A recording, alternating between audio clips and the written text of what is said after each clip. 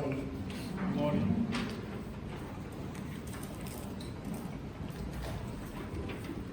This week we had Fellowship IDG, so we met up to pray. It was a bit difficult to prepare for this passage because I couldn't get ideas from my IDG for this passage.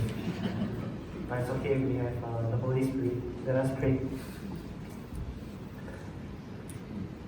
Dear God, we pray that as we read your word today, as we read this greatest love song in the Bible, God, we pray that you will speak to us, reveal yourself to us, and help us to see your love for us and how we can love others the way you have loved us.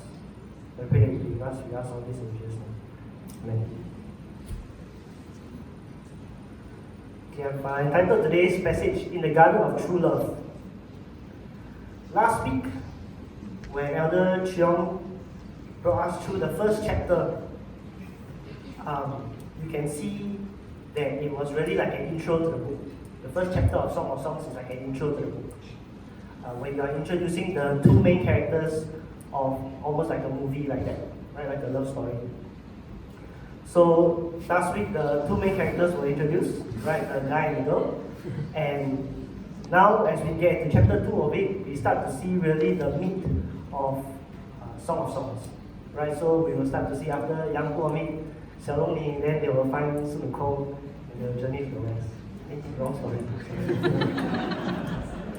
So after this, now we are getting into the meat of it. And how you will see this is you will really see the garden imagery becoming more amplified throughout this passage.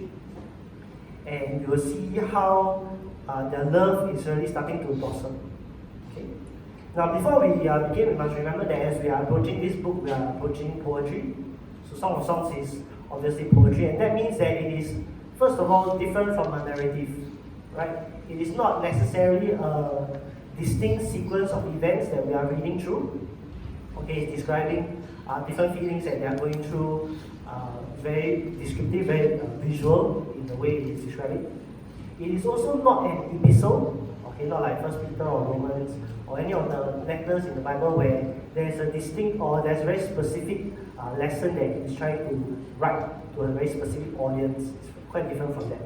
Okay, what it means is that as we approach Song of Songs, okay, we need to use our imagination when we read the details. Okay, we need to imagine it as if like in an artwork. Okay, and we need to look at the themes, okay, in the book, which is something that we'll be looking today as we look at chapter 2. We'll be looking at themes that we can see in Song of Songs 2. Okay, so like I said, it's almost like when you look at an artwork, right? You don't look at the fine little things. You don't dissect an artwork as if you were dissecting maybe a watch or a lecture. You don't dissect it that way. You look at the broad strokes and you see the picture that it's trying to paint. And because I say you need to use your imagination, if for some of us, some of this visual imagery is not so familiar, it's okay, we have Google, so we can still Google these things and we can imagine what it's like. Okay, so also when you're reading an artwork, you have to look at the themes, imagine what is being said. Okay, just like when you listen to your favorite love song, right? You blossom like a flower, I'm stunned like a vegetable. Right? Doesn't really mean that literally we take it this way, but we imagine how this might be expressing the emotions that the author is saying. Okay, so with that, we can move on to the first theme that we want to look at, which is the delight of true love. Okay, the first theme that we want to look at is the delight of true love. What can you see in this passage? With great delight I sat in his shadow, and his fruit was sweet to my taste. So the first thing that you will notice when you read this passage is that there is clearly a strong sense of delight from both the bride, right, the lady, and the beloved, okay, the guy in this passage. There's a strong sense of delight being expressed throughout this whole passage. From the bride, for example, you can see in verse 3, it says that he is an apple tree among the forest. Right? Continues to say that he sat in his shadow. Can you see the verse? Verse 3. In verse 3 again, it says that she sat in his shadow and she delighted sitting in his shadow. Right? She enjoyed eating his fruit.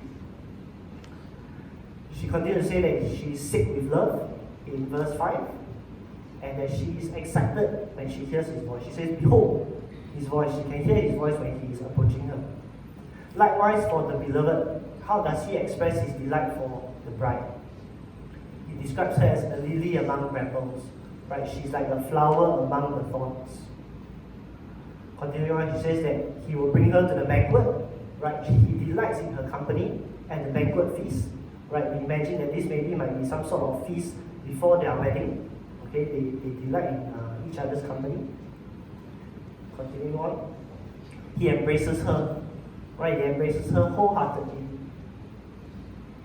And he calls her to come with him from verse 10 and 13. Okay, constantly he says, come away with me. And lastly, in verse 16, we see how they say that they belong one to each other. My beloved is mine, I am his. Right? So there's clearly a very strong sense of delight that both of them are having.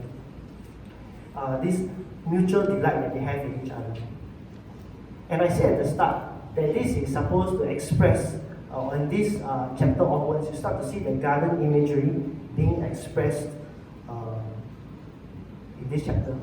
The garden imagery being expressed that harkens back to the original harmony that was in the Garden of Eden, right?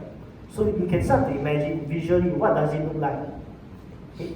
And what does this garden imagery show? Okay, it shows that they have this single-minded delight and desire for each other, right? Also, they show that there is contentment in their God-given roles. How can you see this? This single-minded delight and desire is like when he says, right, she is like a lily among brambles. So brambles is like thorns, right? A lily will look like something like this. Quite hard to find this picture because none of exists. But I imagine it something like this, right? A lily among brambles. Or for him, he's like a tree among forests. Okay, so you can start to imagine visually how does it look like. It's a very beautiful image, very beautiful description that he's painting with his words. Okay. And this is supposed to show the single-minded desire. But maybe for us in Singapore, it's a bit hard to imagine what is it like when you see a tree, an apple tree among trees. What is it like to see a lily among brambles? So I try to put it in Singapore context. It's like when you go to a car park and you cannot find a parking lot. Right, the car park is full. But then suddenly you discover, where's my dog? You see one parking lot in a sea of parking lots. A sea of full car park. Then you see one parking lot. For Singaporeans, this is the same feeling. Right? You and you have a single-minded desire on just this one parking lot. It's a very similar thing. Right? I think it's the kind of imagery that she's painting. And it's a very beautiful thing with the garden imagery. Okay, you also see that they are embracing their God-given roles. She is comfortable, right? She delights in being the lily, the flower, who is being in the shadow of the apple tree. Right? This means that she has no problems coming under his protection. She has no problems enjoying the fruit which he will provide to her. Right? There was no conflict where she was not happy with the role that she has. Okay? There was no conflict where she feels that, well, why must I be the one who submit to him? Why must I be the one who is under his protection? There's no such thing. Right? There's this contentment. This garden imagery reflects that yet again. Okay. Now, bringing this to us, okay, something that we can think about. How can we also have this single-minded delight in our spouse? How can we also have this single-minded delight in God? If we think about those of us who have partners, or those of us who are married or in a relationship, can we learn from this single-minded delight and this devotion that we have? When Linda looks at me, does she see an apple tree among trees? Does she see a kiwi tree among trees? Smells also a bit like a kiwi tree. A bit thick also like a kiwi tree. Does she see that? Or does she see, what does she see, right? How can we have a single-minded delight in our spouse? And it's a beautiful thing when we look at this imagery to have a love like this, where we have this kind of attraction to our spouse. Okay, we must cultivate this attraction. How might we do that? This is something that we'll talk about later in the passage. Okay? But not just for those of us who have partners. Right? Beyond that, beyond just our relationship with our spouse, okay, can we imagine how we can have a single-minded delight in God?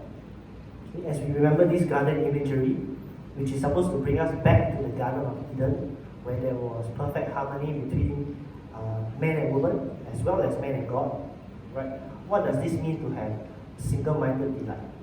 Okay, when I look at Linda, do I see a lily among the brambles? Something, right? So what does it mean to delight in God? Okay, for our application, what does it mean to delight in God? It makes me think about someone. When I read, not someone, right? How do we delight in God? In someone, it says, his delight is in the law of the Lord, right? And on his law, he meditates day and night. He is like a tree planted by streams of water that yields its fruit in its season, and its leaf does not wither. In all that he does, he prospers. So reflecting on what it means to delight in God, it reminded me of what it says in Psalm 1, when he talks about this harmonious relationship. This harmonious relationship that we can have with God. Right? How can we have this harmonious relationship? We can have this harmonious relationship when we are like a tree planted by streams of water. We are connected to God. Right? We are reading His Word. We are taking in a healthy intake of His Word. At the same time, we are connected to God in that we are praying to Him, we are talking to Him, and we have this healthy relationship. Right? When we have this healthy relationship, just like the lily and the apple tree, when the lily sits in the shadow of the apple tree, delights in its shadow, the lily also enjoys the fruit that the apple tree gives to it, right? The sustenance that the apple tree gives. So just like that, we too, as we have our right relationship with God, we too can enjoy His provision. We too can see that we have our right place in His creation, in His plan. Conversely, thinking about it, why do we sometimes not have delight in God? When we think about ourselves, we talk about Christians, we are supposed to delight in God. But sometimes we find that we are not very happy with our lives. We are quite miserable. Why might that be the case? So if you think about it conversely, perhaps that might be because sometimes we don't find joy in God because we are out of sync with Him. We struggle to find our place in the world. We struggle to make sense of this world because we are not looking at God. And we end up being quite miserable. So this would then be a call for us to return to God, to seek God, seek this harmonious relationship, okay, where we are connected to Him, and we see our lives, and we see everything else in His right place, and we see God in His right place as our leader, and our King, and our ruler. Now you notice also that this delight, okay, that the beloved and the bride have in each other, is not just a one-time thing, right? It doesn't burn brightly and then end. It is a sustained thing. And why can it be so? Why can it be this sustained relationship between the two of them? That brings us to our next theme, which is the confidence of true love. Right? So the other theme that we can see in this passage, which I'll be touching on now, is the confidence of true love. What is this talking about? The bride very confidently states, okay, at the start of the chapter, that she is a rose of Sharon, a lily of the valleys. That's verse 3. Sorry, this is verse 1. Okay, chapter 2, verse 1. She says that she is a rose of Sharon, a lily of the valleys. And you will see throughout this passage also that the bride has a very confident view of her love. Right? There's no uncertainty. She doesn't seem to express any uncertainty. And I found it quite interesting when I read this. When I read this confidence of hers, I was thinking, why do people so confident say that they are beautiful, that they are attractive? How can she say this? In all my life, I think I can only think of one person who always very confidently say that they are very handsome and very attractive. I don't know whether that is true. That person also maybe might be here. But that's a very unusual thing for her to say, when she's very confident of her beauty. Right? She's a rose of Sharon, a lily of the valleys. And this actually contrasts with chapter 1, right? When she says at first, do not gaze at me because I am dark, because the sun has looked at me. How come suddenly now, from chapter 1, at first she seemed to be a bit uncertain, a bit not confident of herself. Now in chapter 2, she can say this, right? It contrasts with the earlier passage. Why? As we continue to read on, right, we look at the end of this chapter, she says that they declare their love for each other. She can confidently say, my beloved is mine and I am his, right? She can have this strong confidence in their love. And then it starts to give us a bigger or a clearer picture. Her confidence is not just in her beauty, right, or her physical beauty, but her confidence now is in the love that her beloved has for her. Right? That is where her confidence is in. It's not just in herself, but she is confident in the love that her beloved has for her. Why does she have confidence in her beloved? She has confidence in her beloved because of the actions that he does. Right? He makes her feel safe. How can we see this? When we talk about the shadow that he provides, right? The shadow of protection. Imagine the big apple tree covering the lily. Okay, this provides her with this sense of protection. He embraces her with her arms, right? With his arms. This loving embrace protects her, makes her feel that she is secure in his arms, his strong arms, makes her feel safe. Right? So this is where she can draw her confidence in the love of her beloved. How else can we see this? We can also see this in the way that he has publicly declared and celebrated his love for her. Just now we already talked about him inviting her, bringing her to the banquet, having his banner of love over her. That is a very public way of showing to the community and everyone else. Okay, just like how in the previous chapter we saw that there was a chorus of other women who were responding to this dialogue between the bride and her beloved. Right? It's a very public thing. The love is a public thing. There is no secrecy. There is no guessing. Right? As I've said, he brings her to the banquet and he displays his banner of love over her. So banner of love is like a big banner, a big signage. This is something that they will bring to war, but for her, it is something that he is declaring, right? I love this woman, she is mine, right? So there is no guessing. There is no guessing in all this. There is no uncertainty. It is confident and assured. Okay, unlike the tango that sometimes we see in some of the Korean drama that we all love, right? There's the guy like me, the girl like me, then they send mixed messages, then we think that this is real love. But is that really real love where there's this uncertainty between the man and the woman? That's not real love. Real love is where you are honest, you are direct, and you are public about it. There's nothing to hide. Right? This way you put a real certainty, a real confidence, and you inspire confidence in your beloved. Right? And this is why, because of this confidence that the beloved inspires in the bride, this allows her confidence is in her beloved. So because her confidence is in her beloved, okay, what this does is that this allows her to wait for the right timing. So you see that there are some verses in this passage that talk about timing, right? The right timing, waiting for the right timing. And why can she say this? Why can she so confidently say, for example, she says, I adjure you, daughters of Jerusalem, by the gazelles or the does of the field, they did not stir up or awaken love until it pleases. How can she say this? How can she say that, wait for the right time? She can say this because of the confidence that she has in her beloved. Right? Also, at the end of the chapter, she says, until the day breathes and the shadows flee, turn my beloved be like a gazelle or a young stag on cleft mountains. Now, I'm not very sure when I read this what exactly it means. Right? I'm not sure I interpreted it correctly exactly. But when I read this, I think, well, what does it mean when the day breathes and the shadows flee? Perhaps it means like when the sun rises, that's when the shadows flee. Right? When the sun comes up, the shadows are gone. So when the time is right, then it is time to get into this romantic feeling, to build this romantic relationship. She does not impose on her love. She lets her beloved flourish like a gazelle or a young stag. Until the time is right, you may be free, you are free to grow and become who you are supposed to be. And when the time is right, we can grow our relationship together. So what does it mean? Is there more evidence of the right time?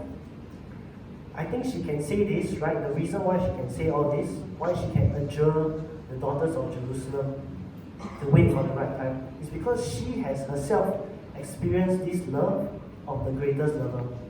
Having experienced this, right, she can tell people that, this is what it's like. When you have experienced the love of the greatest lover, you can adjure others not to rush. You can let your beloved flourish. And she says, wait until it pleases. Okay, do not stir love until it pleases, which is talking about when love will bring you the greatest pleasure, right? And this is further reinforced by what the beloved himself says. The beloved himself says, "Come away with me. The time is right." Right in verse 11, it says that the winters and the rains are past. This is the right time. When is it? This is the right time. He continues to say, now the flowers start to appear, the singing begins, the figs ripen, and the vines blossom with fragrance. Right? So the beloved is describing now the time for love is really the right time, and these are the signs that you can see. Right? And if you look at this description of the right time, you'll realize that it is truly the right time because it delights all the senses. Right? When we talk about the winter rains have passed, it's talking about touch. Right? When it talks about the flowers that appear, you can see the sight. When you talk about the singing that comes, you can hear the sounds. The figs ripen, the taste of fresh figs. Right? And the vine blossoms with fragrance, you can talk about the smell.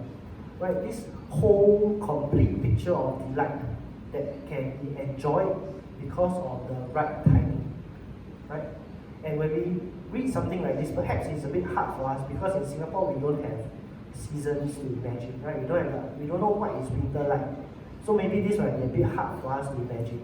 So what I've done is I've also something for us to think about. It's like when we go for, let's say we want to go for a walk, hike in the forest, right? Hike in the jungle. When would be the best time to go for a hike in the jungle? Or when would be the best time to go for a hike in the forest, a beautiful forest? This was in June or January 2018, when the Straits Times, when today said that temperatures would be falling to as low as 21 degrees. So if you all can remember, last year, January, the weather in Singapore was like the best, right? Everybody was wearing jacket or very cooling, very, very nice. That would be a great time to go for a hike in the forest, right? When the weather is not so hot, just nice and cool, that would be a good time to go. When would not be a good time to go for a hike is just before this. Why was it so cold? Because of the rains. So during this time, when it was the coldest point in Singapore's history for a long time, that was when I was in the jungle. And at the start of the day, it was raining, and I was in the rain. I was fully soaked in the rain, and I was stuck. My body was drenched all the way to my underwear and my socks for more than 24 hours. And I was so cold that night, right? I was so cold that to stay warm, I tried to sleep on the hood of the truck because that's where the engine is, and it kept me warm. Or I will stand when I see a truck that is like the engine is running. I will go and run near the truck and try and stay warm. That was how cold it was in the jungle, and that is the worst time to go for a hike. Right? That's the worst time to be in the jungle. And I just remember during that time very vividly, right? The next day when the sun rised, how happy I was. How happy I was to have the sun shining on me and keeping me warm. And I think this is something that we can imagine. When is it the best time to do something? When the conditions are not good, it is terrible. But when the weather is fine, that is something that we can imagine, right? And this is what Solomon is trying to bring across here. The right time is really truly the best time. Bring this to us, right, for our own application. Do we trust in God's timing, right? And how can we discern the right time? we see here for the bride, she can express this confidence in the beloved because she trusts in him, she trusts in his love. And because of that, she can tell others, and she herself can wait for the right timing. For us, also, I think we can learn from this. What does it mean for us to wait for the right timing? Perhaps for those of us who are looking to get into a relationship, when is the right time to get into the relationship? That is something that we can think about. But more than that, beyond just romance, essentially for all of us, right? It doesn't just need to be romance. When is it the right time, for example, to change a job? When is it the right time for us to buy a house? When is it the right time for us to make an expensive purchase or make a big decision that will affect the whole family? These are all things that boil down essentially to trust in God. Right? When is the right time? And how do we discern the right time? Perhaps some advice I can give is that we can start by praying, right? Reminding us back again to Psalm 1. Right? We can start by praying, we can start by reading God's word, and we can also seek advice from God-fearing believers around us. Right? To get an idea of what God's word will say, what God's wisdom teaches us, and from there we can start to discern what the right timing is.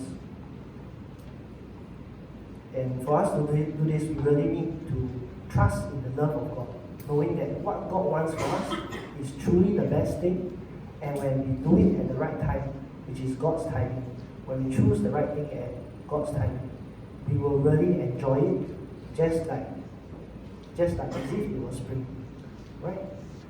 Sometimes we are unsure, we are uncertain, but that's the same as going for a walk in the forest when it is winter.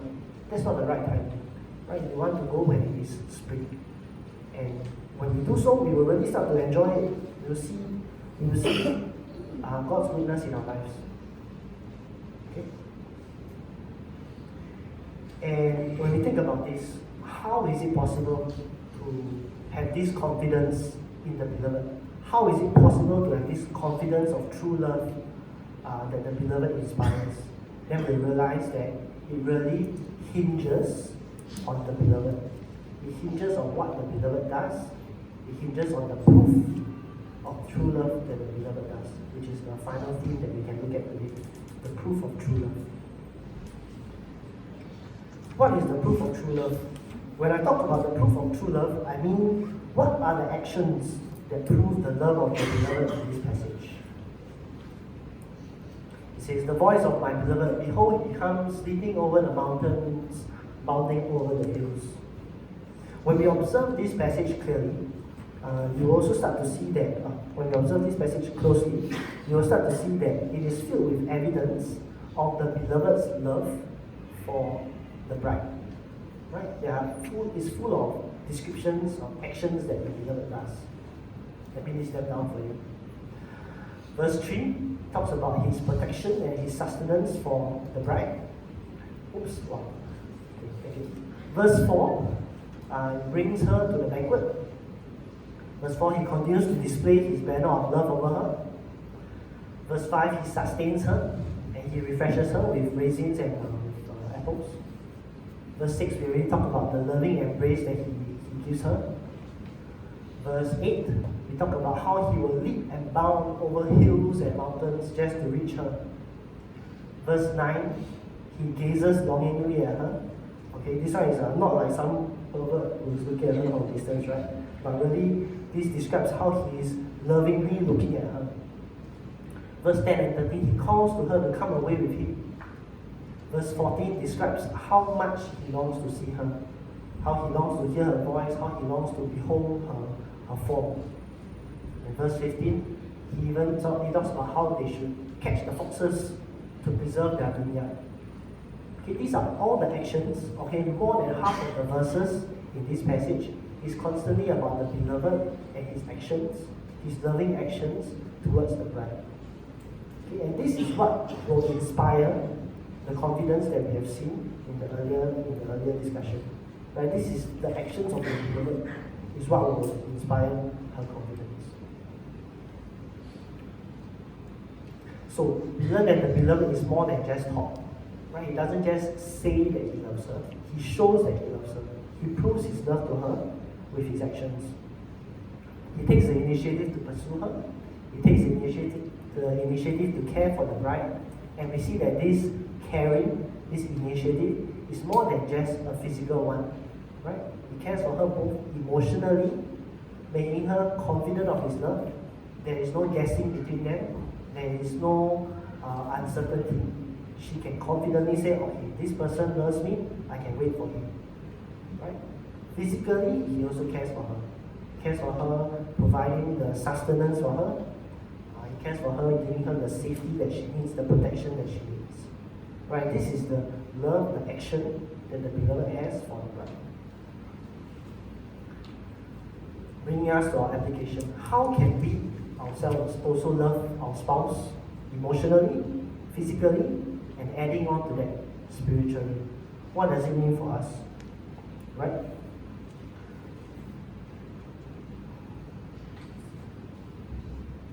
What can we do, for example, when we talk about emotionally, what can we do that will inspire confidence in our partners?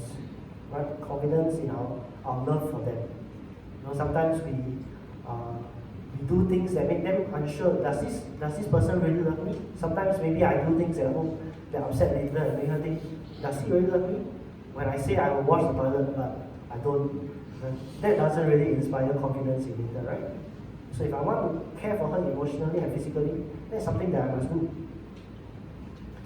Is our love for our spouse like a banner of love, where it is very clear to everybody else that you're off the market, you love your wife, and your love for her is a public declaration for all to see. And this is more than just making my handphone wallpaper a picture of Linda, right? This is more than just making my Facebook picture me and Linda or something like that. It's not that. It's not just that, right? A public declaration of love is beyond that, right? It's how we carry ourselves. It's how we treat our wives in public, how we treat our spouse in front of others, right? Giving them this physical and also emotional love. And beyond that, also their spiritual love. The decisions that we make, do we care for our spouse spiritually, right? Something that we can consider. But beyond this, for the rest of us who might not be in a relationship, or even if we're in a relationship, this acts of love that the beloved shows to the bride is something that we too can learn in showing our love to others in general. Caring for brothers and sisters in church, caring for family members, right? The beloved shows that it is not just saying things, right? It's not just sentimental affection, but real, physical, complete affection, right? That is proven by actions. Our deeds show our love. Now lastly, before I conclude, I want to talk about one more thing. Right, we talked about the garden imagery that we see starting to ramp up in this chapter. And in this garden, we see that it is really a display of God's love. Right, a display of a king's love. A display of a king's love in pursuit of his bride. So when we read this garden imagery in Song of Songs, we see that the king is pursuing his bride. We see the king's love for his bride. And this should remind us, right, of the Garden of Eden, where God had a perfect harmonious relationship with man, and man also had a perfect harmonious relationship with woman. So that's what the garden imagery can start to bring up for us. And when we think about it, right, it also might remind us of one more display of love, one more garden in the Bible. Right? Some of you might not be familiar with this. This image is actually a garden of Gethsemane. Right? Garden of Gethsemane, which is at the base of the Mount of Olives.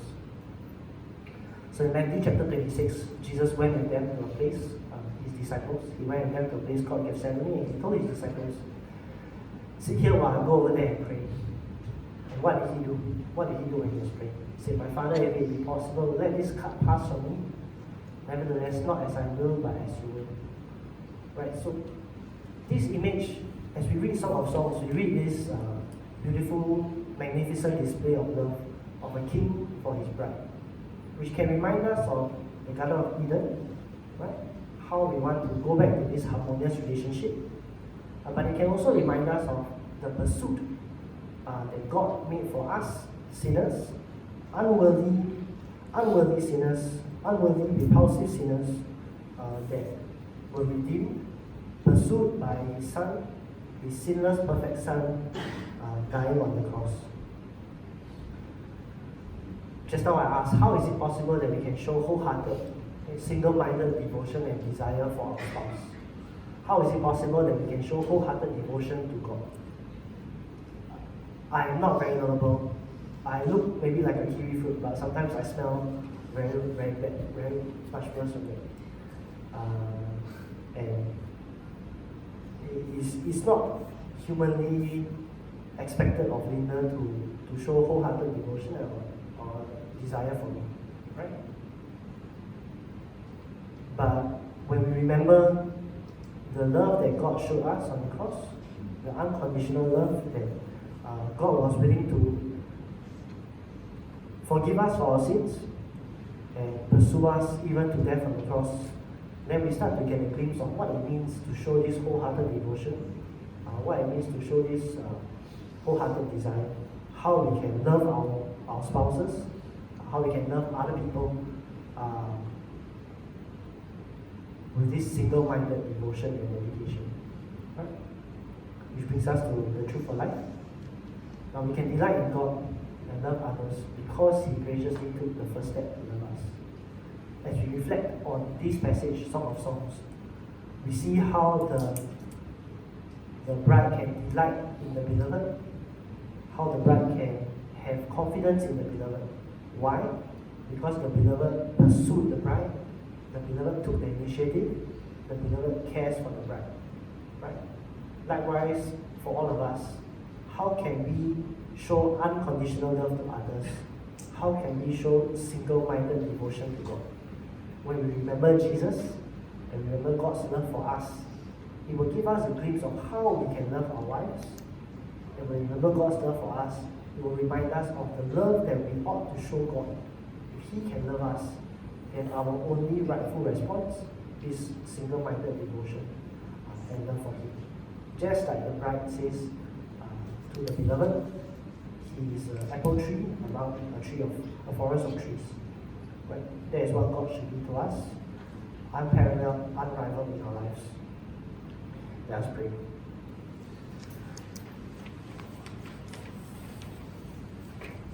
Dear God, we thank you for this reminder from your word, this beautiful picture that you have painted for us of your love for us. God, we thank you that this love is more than just something that you say you do. It's more than just flowery language that we can appreciate. But Lord, we know that you went through on your word and you finally fulfilled this act of love in dying for us on the cross, saving us even though we did not deserve it. And Lord, even now you continue to sustain us, you continue to watch over us, you continue to feed us with your word, with your daily provision. You bring us through in our lives, you bring us joy in our lives. And Lord, this is how you have shown us your love.